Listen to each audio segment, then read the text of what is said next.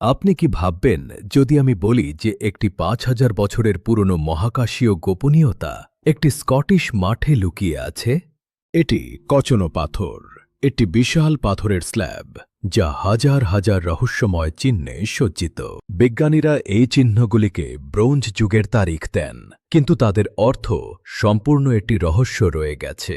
সবচেয়ে জনপ্রিয় তত্ত্ব হল যে এটি কেবল শিল্প নয়, বরং একটি উন্নত তারকা মানচিত্র। কিছু গবেষক বিশ্বাস করেন যে এই চিহ্নগুলি নক্ষত্রমণ্ডল এবং আমাদের সৌরজগতকে চিত্রিত করে। কিন্তু যদি এটি সত্য হয়, তাহলে ব্রোঞ্জ যুগের মানুষরা এমন উন্নত জ্যোতির্বিজ্ঞান জ্ঞান কোথা থেকে পেল?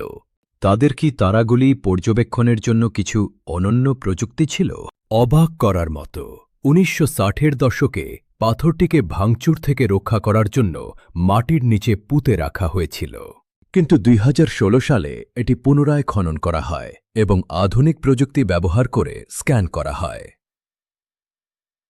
তাহলে প্রশ্ন হল, আমরা কি ৫,০০০ বছরের পুরনো একটি মহাজাগতিক বার্তা ডিকোড করছি? আপনার কি মনে হয়, এটি কি শুধু শিল্প নাকি তারাদের একটি গোপনীয়তা?